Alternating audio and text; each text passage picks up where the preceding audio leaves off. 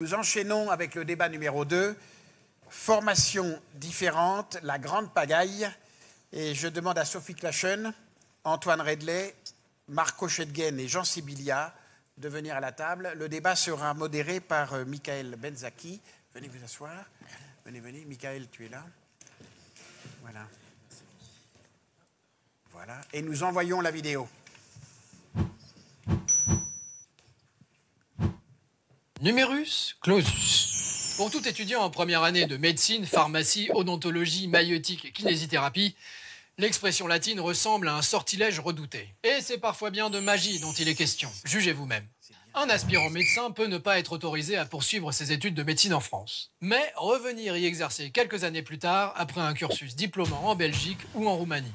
Médecin généraliste, il sera accueilli à bras ouverts dans les déserts médicaux que sont la Lozère ou le Cantal. Par contre, anesthésiste ou urgentiste, il se verra dérouler le tapis rouge dans ses spécialités en forte tension. Ces exemples absurdes tiennent au décalage d'une bonne dizaine d'années des effets du numerus clausus. Ainsi, l'étudiant indésirable d'hier, parti faire ses études à l'étranger, peut très bien devenir le médecin indispensable de demain. Or, si l'on veut garantir le niveau de l'offre de soins, la reconnaissance mutuelle des diplômes européens ne suffit pas. C'est l'intégralité du cursus de formation qu'il faut harmoniser et simplifier.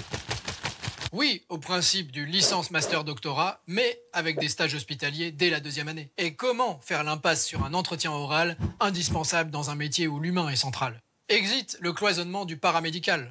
La licence donnerait droit au titre d'infirmier, tandis que le master permettrait de devenir assistant chirurgien ou assistant de toute spécialité avec prescription et certains gestes opératoires à la clé. Enfin, le niveau doctorat donnerait accès au grade de docteur en médecine. Enfin. Mais alors que l'Europe est l'une des principales zones de migration de médecins dans le monde, ce choc d'harmonisation a peut-être un défaut, celui d'être simple. Trop simple pour Bruxelles ?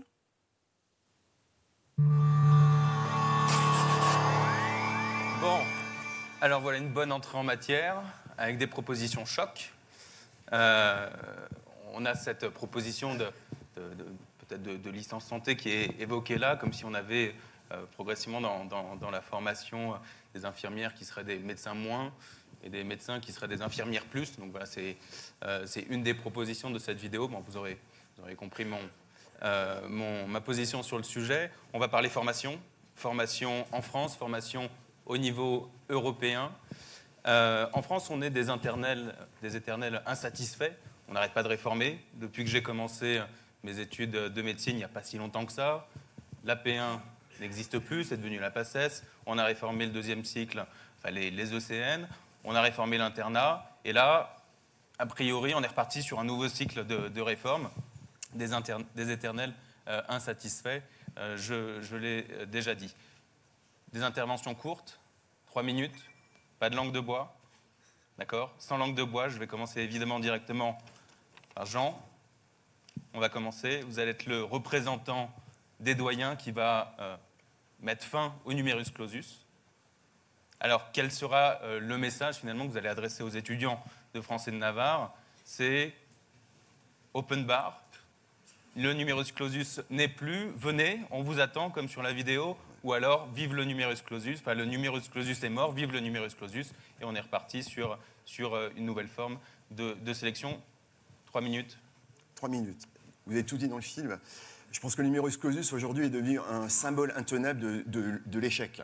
Je pense qu'on peut le prendre dans tous les sens, à charge ou à décharge. C'est l'échec symbolique d'une politique et d'une sanction qui est une sanction par l'échec. Donc, quoi qu'il en soit, c'était pas tenable et on a plaidé pendant plusieurs années à la suppression de ce numerus clausus, puisque, très simplement, 3 minutes, premièrement, il ne rend plus les services attendus. Il est débordé de tous les côtés, par la Roumanie, par la Pologne, par la Belgique, un peu moins, mais il est débordé. Donc, il ne rend plus ce qu'on souhaitait, c'est-à-dire sa régulation. 2, il est injuste pédagogiquement. En fait, ce qui est mal vécu par les étudiants, leurs familles et le système, c'est qu'un reçu-collé qui a 14 de moyenne, parce que le numerus clausus est imposé de façon jacobine et descendante, eh bien c'est 250 et pas 251. Dans les autres concours très difficiles, il y en a des concours très difficiles de la fonction publique et autres, on accepte facilement la sélection parce qu'il n'y a pas cette injustice pédagogique de dire même des très bons, on ne peut pas les prendre parce que ça tombe d'eux, parce que le coup près de la guillotine tombe du haut. Dernier élément. Bonne mesure. Donc, le supprimer est une bonne mesure. Deux petits points encore dans mes 3 minutes. Je pense qu'aussi la critérisation du numerus clausus n'est pas comprise. Pourquoi un numerus clausus à 3500 ou à 8800 ? Il n'y a pas forcément de critérisation. Aujourd'hui, on demande une critérisation par rapport à des vrais besoins. Et ça, ce n'est pas établi et ce n'était pas donné. Je finis en vous disant que de toute façon, il était, et là il faut en discuter peut-être de façon plus précise, il y a aussi quelque chose de la symbolique ressentie et qui n'a plus rien à voir avec le réel. Souffrance et échec des étudiants, c'est une symbolique très forte qui n'est plus acceptée aujourd'hui. Aussi symbolique pour le peuple et les politiques d'une insuffisance du système de soins. Finalement, on attribue au numerus clausus, il n'en est pas vraiment responsable totalement, mais l'insuffisance du patient, du citoyen qui n'a pas de médecin, qui ne peut pas avoir de médecin, il se dit c'est parce qu'on a un numerus clausus et qu'on empêche nos jeunes d'être médecins. Et dernier point, et c'est la boucle de mon intervention, on n'accepte plus l'intervention jacobine descendante où on dit voilà, c'est comme ça, débrouillez-vous avec ce coup près, on ne peut pas faire autrement. Donc nous, on a vraiment plaidé pour une disparition. Disparition ne veut pas dire absence de régulation. Mais on y reviendra, je pense, ultérieurement. D'accord. Donc le message aux futurs bacheliers, aux futurs étudiants, c'est sélection, oui mais... Régulation, alors j'aime bien ça, c'est pas de langue de bois, donc on dit pas sélection mais régulation, mais enfin il faut une régulation. Sans langue de bois, il faut une régulation, ça ne peut pas être open bar, c'est clair. D'accord. Open bar, régulation... Numerus clausus, contournement du numerus clausus, on a parlé de la Roumanie. Antoine, vous êtes finalement parti, vous avez contourné le numerus clausus, parti en Roumanie, puis revenu en France pour faire l'internat. 2 questions finalement. La première, évidemment, la suppression du numerus clausus, oui, non. Est-ce que ça a un intérêt pour vous qui avez finalement contourné? On voit que l'intérêt était relativement limité, en tout cas le principe du numerus clausus. Deuxième question, c'est il y a une certaine stigmatisation finalement de ceux qui sont partis ailleurs qu'en France pour contourner ce numerus clausus, qui sont revenus. Est-ce que ça vous a pesé? Est-ce que c'est des choses qui sont en train d'évoluer finalement avec la demande de l'ensemble des étudiants, des représentants des étudiants d'abolir ce numerus clausus? Est-ce que ça vous a pesé vis-à-vis de vos confrères, jeunes étudiants et des enseignants, des doyens ou autres? Alors, je vais rebondir sur ce que le professeur Sibylle a dit. Donc, oui, répondre aux questions aussi. Et répondre aussi aux questions. Au passage, je vais faire d'une pierre deux coups. D'abord, oui, effectivement, le numerus clausus était souvent perçu comme étant la bête noire des déserts médicaux et c'était malheureusement à tort. La suppression du numerus clausus est une bonne chose, mais il faut que ce soit bien fait. On sait toujours ce qu'on perd, mais on ne sait jamais ce qu'on gagne. Et malheureusement, on a beaucoup de réformes en ce moment. Et il faut que les choses soient bien faites. Le numerus clausus, c'était un concours qui était très injuste et qui favorisait l'individualisme. Et malheureusement, quand on est médecin, on est en équipe, on n'est pas juste pour notre poire. Et malheureusement, ça n'envoyait pas forcément une bonne image cette première année. Donc c'est plutôt une bonne chose qu'elle soit supprimée, mais encore une fois, il y a un mais qui est important, c'est qu'il faut qu'elle soit bien remplacée. Je fais partie de ces étudiants qui sont partis en Roumanie avec 14,92 de moyenne en première année de médecine. 14,92 14,92. Donc voilà, comme quoi avec 14,92, on ne pouvait pas avoir sa première année de médecine. On était beaucoup. Échouer en première année de médecine, on est souvent énormément d'étudiants qui étaient plutôt bons au lycée. Et c'est notre premier échec. Et malheureusement, on fait face à notre premier échec. Et partir en Roumanie, souvent, c'est vécu comme un échec. Et c'est extrêmement dur de se dire que quand on va revenir, on sera perçu comme quelqu'un ayant échoué. Et ça donne lieu, chez certains, à des attaques de panique qui, parfois même, malheureusement, il y a 3-4 ans, ça a donné lieu à même une vague de suicides parmi les étudiants français en Roumanie. Il y en a quand même 8 qui se sont suicidés. Sur des promos de 200, c'est quand même un bon pourcentage. Donc oui, on a ce stress quand on va revenir de se dire qu'on sera perçu comme des tricheurs et ça pèse énormément. Mais ça ne vous a pas empêché, parce que quand vous êtes revenu en France, ça ne vous a pas empêché finalement d'être représentant. Vous avez été secrétaire général de l'ISNI, du syndicat des internes. Donc finalement, vous avez réussi à trouver votre place. Et au retour, vous avez réussi à vous faire accepter. Faut faire plus. Il a fallu que je fasse mes preuves, du coup. Il a fallu que je montre que je devais être perçu comme un confrère et non pas comme un adversaire ou comme un ennemi, quoi. D'accord. Sophie, On passe à vous, une interne résolument européenne, interne allemande en dermatologie, passée par la France avec des stages, France et la Suisse d'ailleurs. Comment est-ce qu'on rentre dans les études médicales en Allemagne? Est-ce qu'on a ce couperet, ce numerus clausus? Il y a quelques années, dans cette même enceinte, j'avais dit qu'en France, on aimait la guillotine. On est effectivement sur ce modèle-là. Est-ce que c'est pareil en Allemagne? Est-ce qu'il y a des voies détournées pour rentrer dans les études de médecine? Sophie?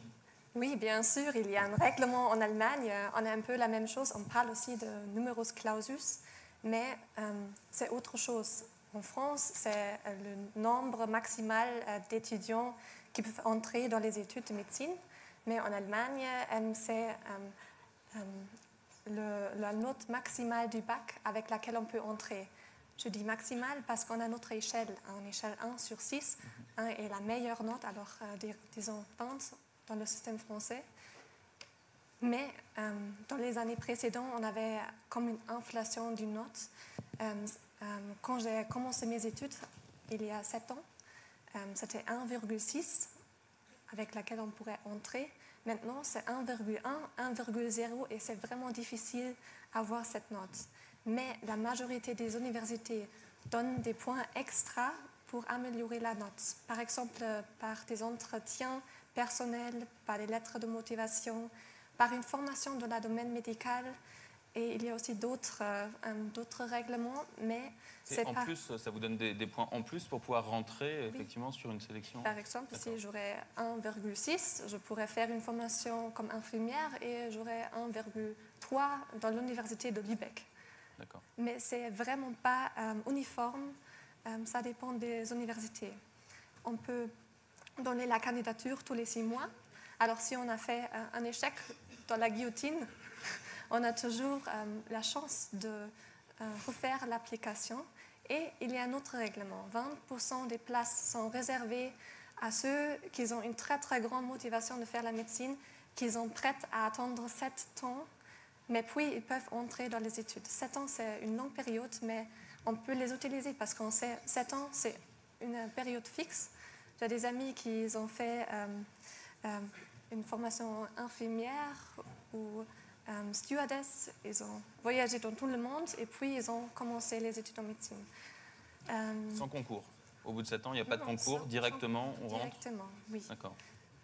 Alors, la différence entre le système français et allemand, ce sont 2 choses. Premièrement, le temps de sélection. En Allemagne, c'est avant les études. En France, après la première année. Mais on ne perd pas 7 ans ou même 2 ans. Et la note se compose des notes ramassées pendant 2 ans. Alors la note du bac n'est pas une note fixe un jour, mais la note ramassée pendant 2 ans. Et deuxièmement, oui, c'est un concours. Et en Allemagne, c'est le bac, le moyenne de sélection. Les 2 choses. D'accord. Bon, des perspectives, des pistes à travailler. Peut-être juste avant de donner la parole, une réaction, la sélection avant, après? Ça, c'est une grande question qu'on a abordée avec les institutions, les étudiants, etc. Est-ce qu'on accepterait l'Abitur, le bac allemand, on connaît bien ce mode de sélection, est-ce qu'on accepterait en France une sélection post-bac qui serait une évolution de Parcoursup actuellement, des attendus, un oral, un dossier, une lettre de motivation, un dossier, les notes du bac de première. Voilà, c'est un modèle qui a été mis sur la table, le choix a été fait, que non. Donc on a choisi une université, un accès libre, équitable à l'université, avec une entrée à l'université, une diversité ultérieure. Mais les 2 modèles se discutaient. Le vôtre, il est stable depuis très longtemps. Je suis alsacien, donc je connais bien, je habite sur la frontière. Il est stable depuis très longtemps et vous ne l'avez pas modifié depuis très longtemps. Alors, c'est discuté en décembre 2017. Il y avait un changement. Maintenant, ils disent aussi que notre système est inégal et parce que notre bac n'est pas centralisé comme en France. Oui. Ça dépend du lieu où les parents habitent, si on peut entrer dans les études de médecine ou pas. Mais en France, c'est autre chose parce que vous avez ce système centralisé. Je pense que c'est plus égal qu'en Allemagne, le bac comme sélection. Et vous me disiez qu'ils vont revenir peut-être sur cette filière d'accès, c'est ça? Directement après cette année, en Allemagne, on va peut-être revenir et mettre fin à cette possibilité. oui, ils vont changer que c'est possible d'attendre 7 ans et entrer directement dans les études. Et ils vont faire aussi la sélection plus individualiste. On prend le bac comme sélection, mais en plus, il faut avoir 2 autres critères de sélection par université. Mais l'université peut choisir lesquels ils prennent. Voilà. Merci beaucoup, Sophie. Notre 4e orateur, Marco Schengen. Vous êtes envié partout en Europe. Pourquoi? Parce que premier doyen de médecine générale d'une université de médecine en Belgique, que vous avez quitté assez récemment, très envié. Bravo, j'espère qu'on pourra avoir ça peut-être un jour en France, un modèle à importer. En Belgique, vous avez eu finalement le mouvement inverse par rapport à la France. Vous avez réintroduit, je crois, le numerus clausus. Alors c'est peut-être un peu plus compliqué en Belgique, mais vous avez réintroduit ce numerus clausus. Est-ce que vous pouvez nous dire un peu plus sur cette réforme-là? Peut-être que ça pourra aussi aider à construire cette réforme en France. Alors, comme vous le savez, la Belgique est un petit pays, mais un pays extrêmement complexe au niveau institutionnel, y compris en matière de numerus clausus. C'est tellement compliqué qu'en fait, le numerus clausus, c'est-à-dire les quotas, sont définis par le gouvernement fédéral. Ces quotas sont appliqués à la fin des 6 années de base, donc ce que vous appelez apparemment licence et master, que nous appelons bachelier et master. Tandis que tout ce qui est enseignement et tout ce qui est évaluation, y compris donc la sélection, est faite par les communautés, c'est-à-dire la communauté française d'un côté et la communauté néerlandophone de l'autre. Donc déjà, la politique est totalement différente parce que ce ne sont pas les mêmes partis qui sont au pouvoir dans les différentes entités et donc ils ne sont déjà pas d'accord entre eux, donc c'est extrêmement complexe. Mais pour faire simple, le côté néerlandophone a décidé depuis 20 ans de faire un examen d'entrée, donc avant les études. Cet examen d'entrée était essentiellement un examen sur des compétences, donc il n'était pas sur un quota. Ils viennent de changer et ils viennent donc d'instaurer depuis cette année-ci un concours avec un quota bien précis qui se calque, si vous voulez, sur le quota fédéral, ce qui est assez logique politiquement parce que c'est grosso modo les mêmes partis politiques qui sont du côté flamand et du côté fédéral. Par contre, du côté francophone, là, les choses ont changé un nombre de fois incalculable. Nous, on a un côté un peu latin comme vous, c'est-à-dire que d'abord, on réfléchit, on discute, etc., et puis on agit un peu plus tard. Et donc, il y a eu des sélections le plus souvent à la fin de la première année. Il y en a même eu à la fin de la 3e année à un moment donné. Et là, maintenant, depuis l'année passée, il y a un examen d'entrée, effectivement, avant la première année.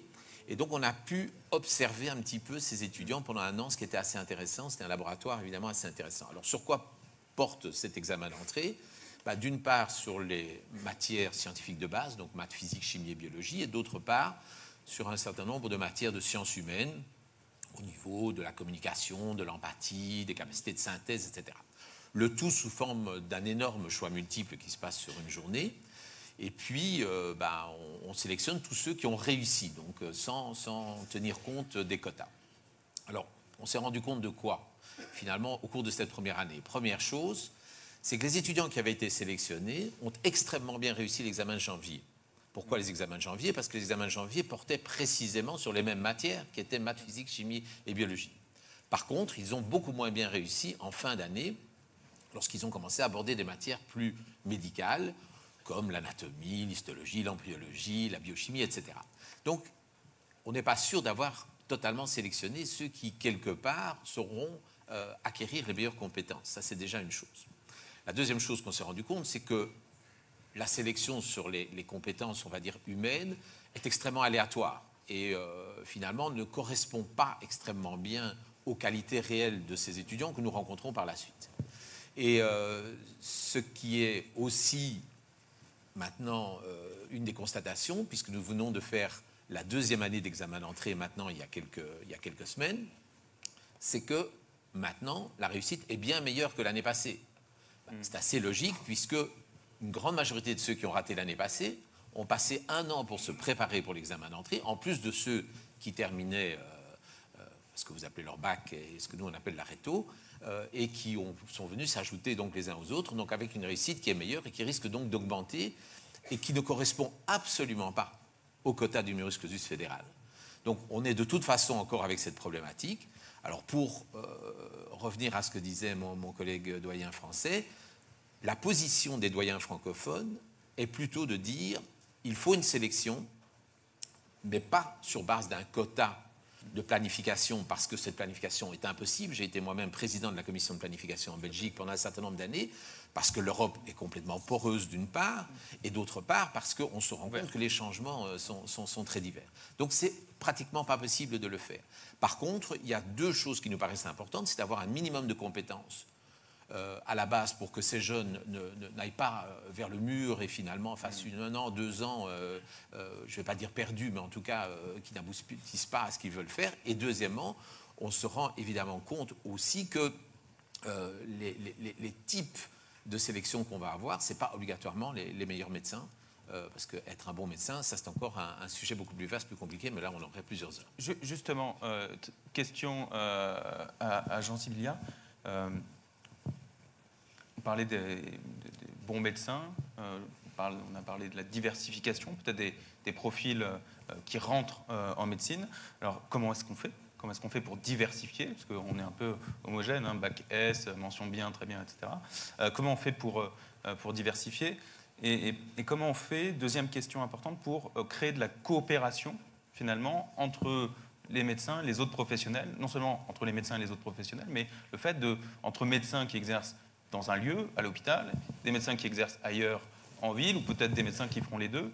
Voilà, comment est-ce qu'on fait pour introduire ça, de la diversité et de la transversalité dans les études ? Je préfère la deuxième question. La première, il faut répondre quand même aux deux. Je vais essayer de répondre aux deux. Mais je préfère, parce que j'ai vraiment du mal, je vais répondre aux deux. Moi, j'ai du mal avec le concept de diversification. Qu'est-ce que ça veut dire diversifier les profils ? Moi, j'ai toujours du mal, parce que ça sous-entendrait à ce moment-là que plusieurs choses, qu'on sache réellement ce que c'est un bon médecin, sachant que la pratique médicale, elle va être une pratique au cours de la vie, sur 30, 40 ans, peut-être plus. Donc moi, je ne sais pas ce que c'est un bon médecin, si ce n'est qu'on connaît les qualités qu'il doit avoir, d'empathie, d'écoute, mais elles sont nombreuses. Mais j'ai quand même du mal à savoir, par la diversification, comment on peut arriver au bon médecin. Deuxièmement, j'aimerais bien savoir aussi comment on peut juger la diversification vu la diversité des métiers de la santé derrière. Est-ce qu'on a besoin des mêmes qualités pour être un chirurgien cardiovasculaire et être un médecin généraliste à la campagne ? Je ne suis pas certain du tout qu'on ait besoin exactement des mêmes profils et des mêmes qualités. Et troisièmement, est-ce qu'on peut réellement, si je reviens un peu au débat qu'on a avec nos collègues étrangers, est-ce qu'on peut réellement, à 17 ou 18 ans, et ça je l'ai testé, hein, est-ce qu'on peut vraiment, à 17-18 ans, quel que soit le moyen d'évaluation, quelle que soit la décimologie, dire, voilà, lui, il va être bien dans les 40 années à venir. Mais on n'en sait rien, il faut être raisonnable, quoi. On peut pas avec... Et les jeunes aujourd'hui, à 17-18 ans, je veux dire, il faut être...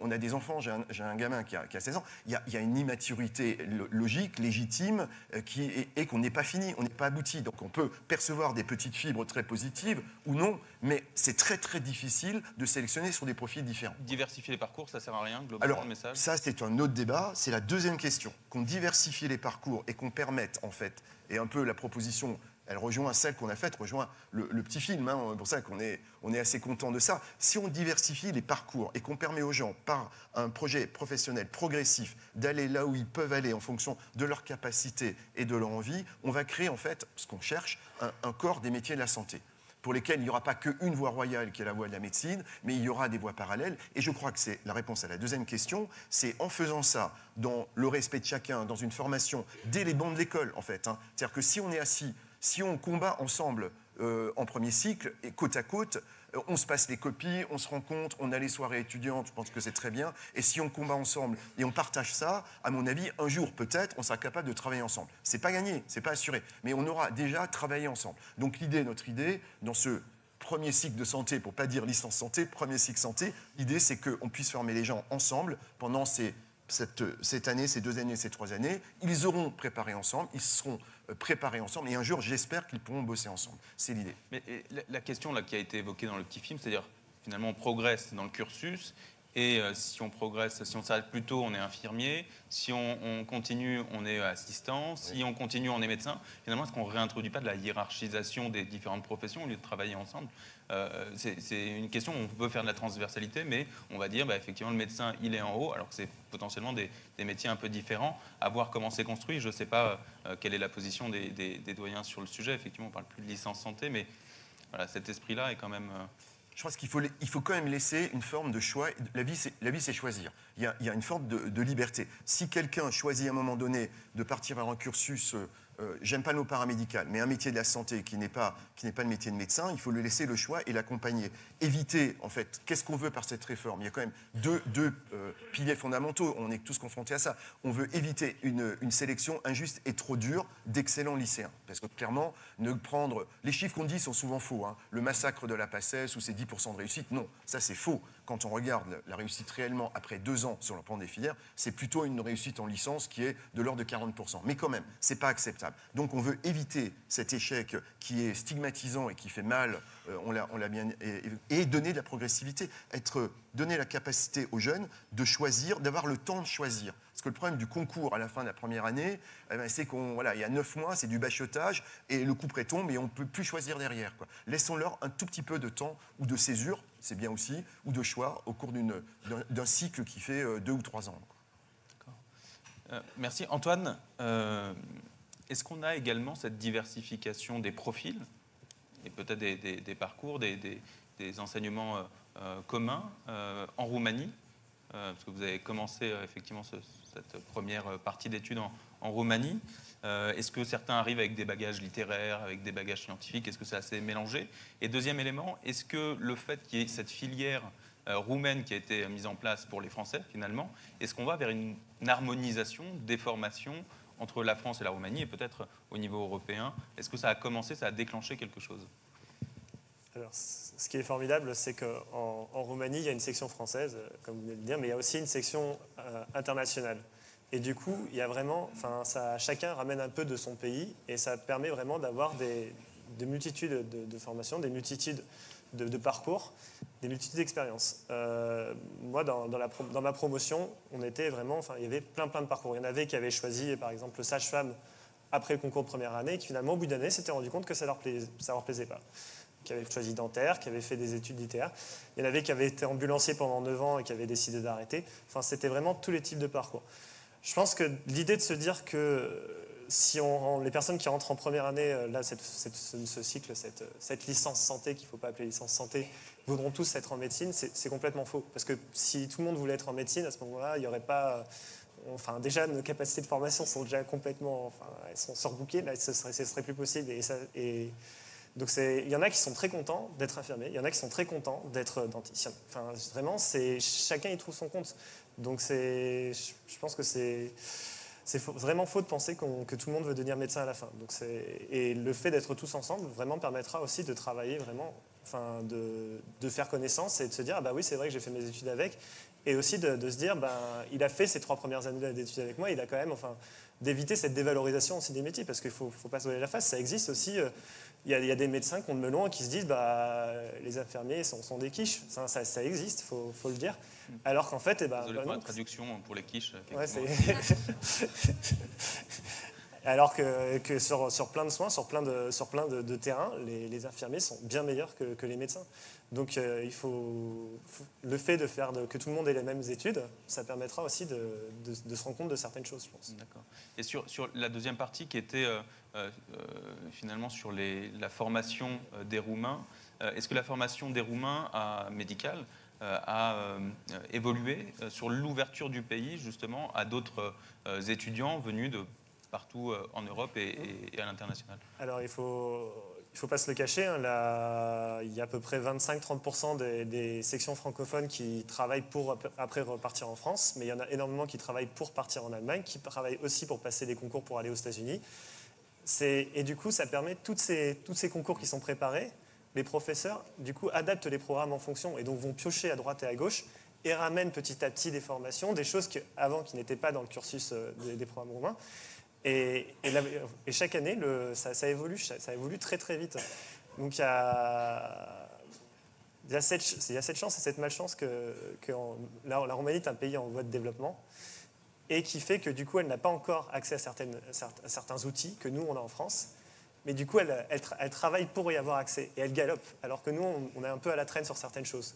Donc on risque au final en France de se faire dépasser par ces pays émergents qui au final sont plus adeptes à aller chercher ailleurs.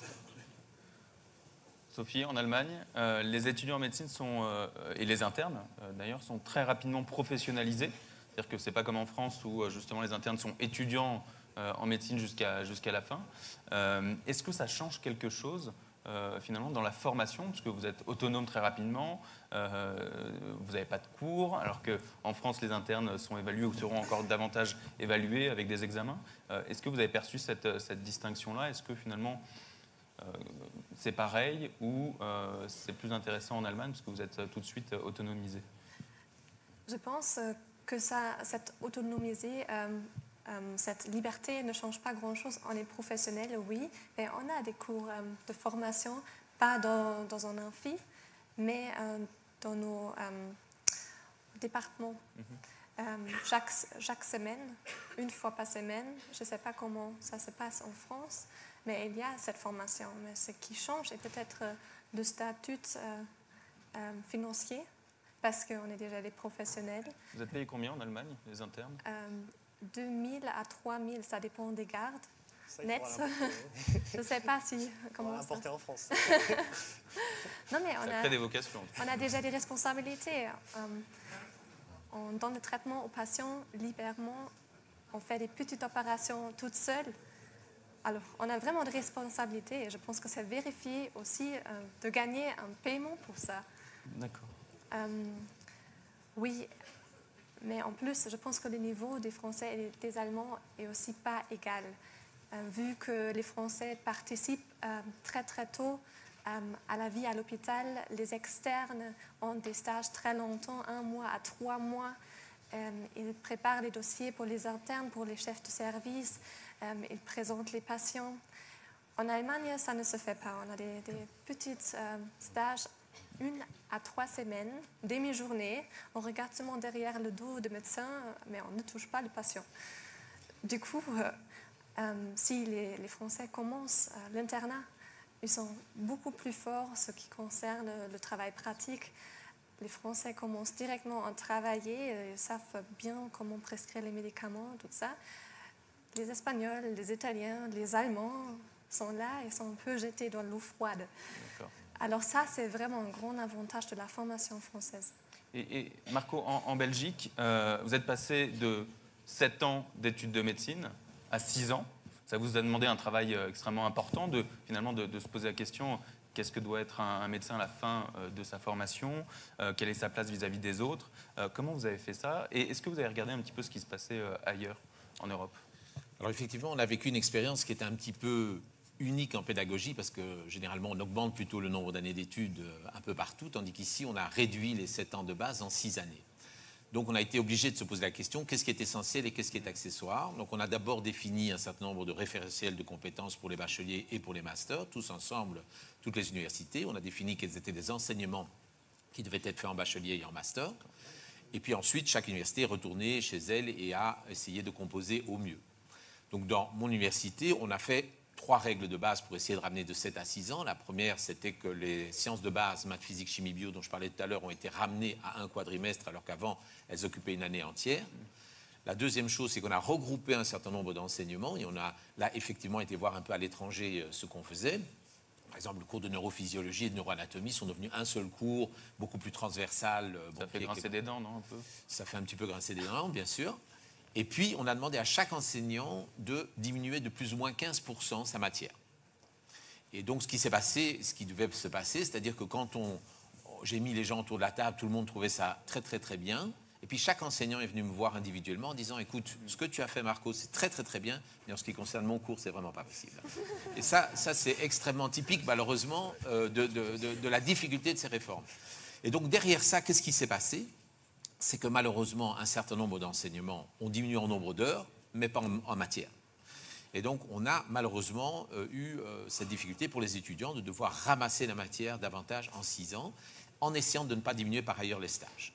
Parce que ça, c'était aussi un des buts premiers de cette réforme, c'était de tenter, sur les 6 ans, de garder grosso modo la même quantité de stages qu'en 7 ans.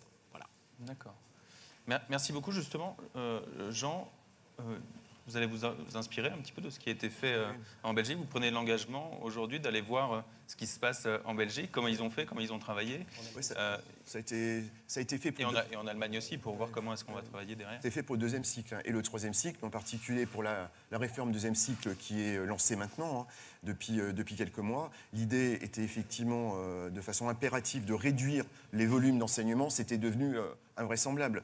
Les étudiants de deuxième cycle qui préparaient l'ECN, qui va disparaître aussi, avaient des référentiels dans des matières comme je prends la pédiatrie parce que je l'ai en tête, c'était 1200 pages de pédiatrie. C'est pas raisonnable pour un tronc commun de deuxième cycle qui mènera peut-être à faire de la pédiatrie ou pas. Donc la première idée, on a développé 3 idées qui rejoignent ce que vous faites, ce que vous avez fait.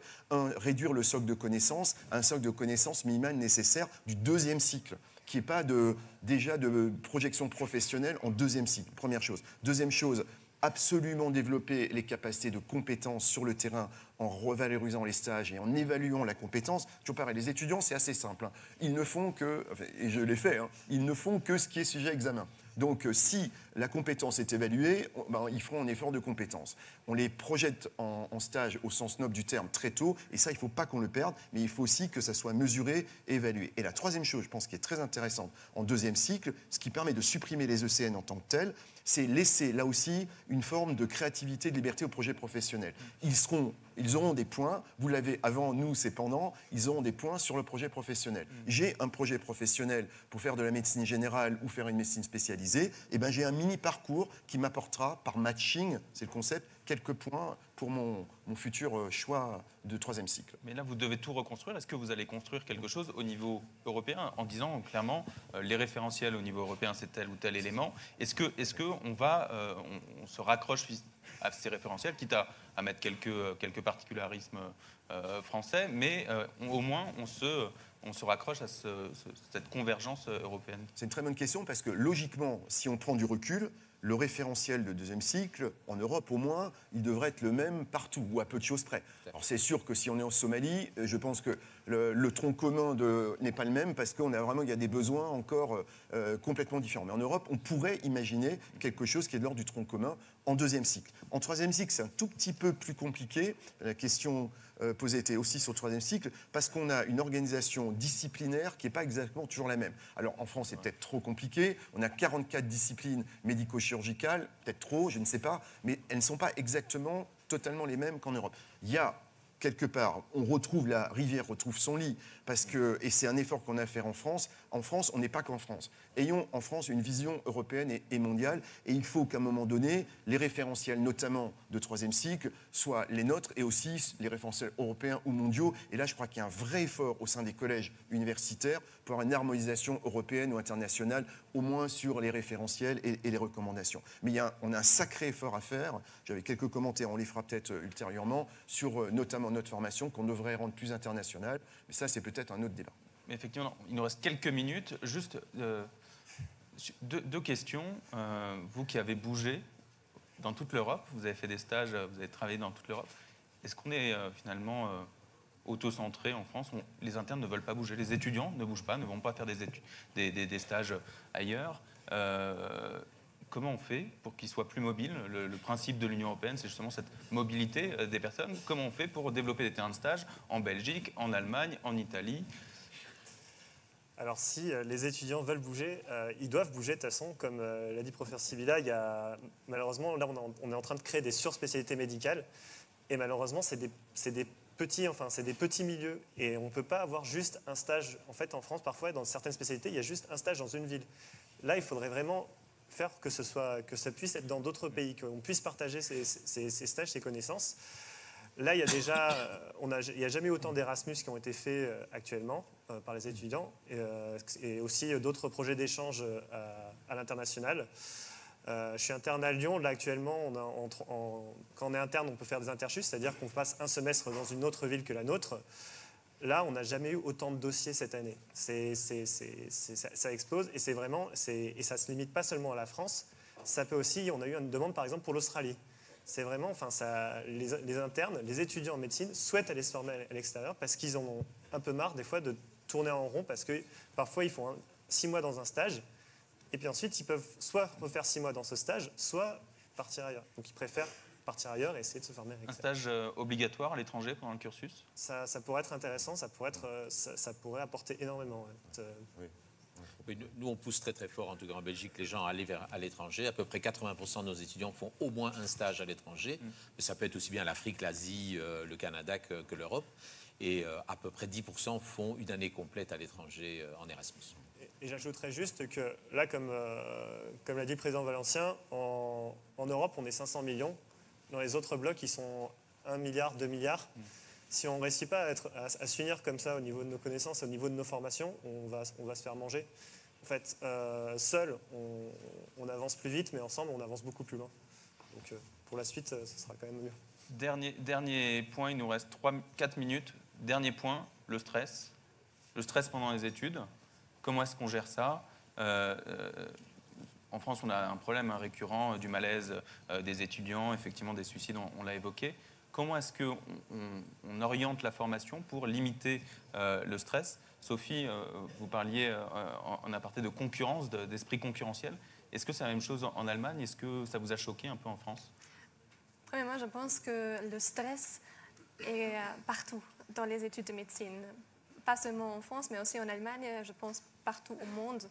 Mais ce que j'ai vécu quand j'étais externe à Paris, Pitié-Salpêtrière, qu'il y a beaucoup de concurrence, beaucoup plus augmentée comparée en Allemagne. Les externes m'ont dit qu'il y a eux qui arrachent les pages des livres pour éviter les autres d'apprendre plus qu'eux. Ça se fait pas en Allemagne? Non. Non, en Allemagne, on a plutôt un esprit d'équipe, je pense. On se solidarise entre étudiants en échange des présentations de PowerPoint. Si quelqu'un a un échec en chimie, on l'aide parce qu'on n'a pas un désavantage s'il réussit aussi. Du coup, je pense que cette pression de concurrence est tellement inutile parce qu'en Allemagne, ça fonctionne aussi sans cette pression.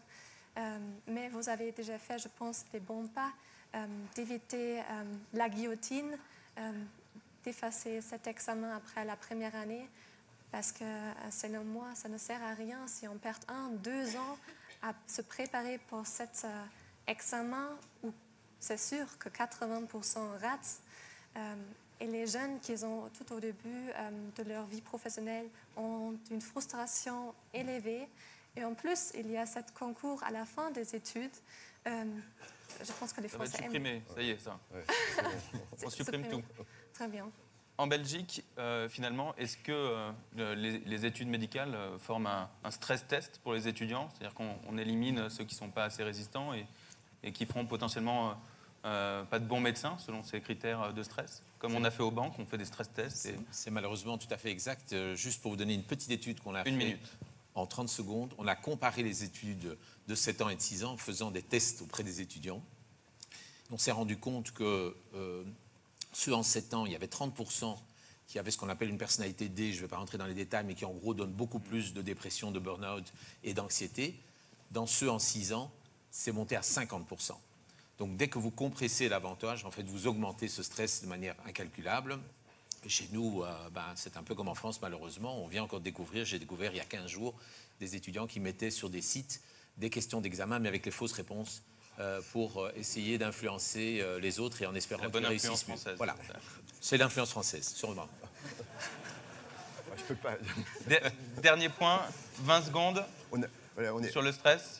On adore nos amis belges, mais le stress, c'est un vrai problème grave.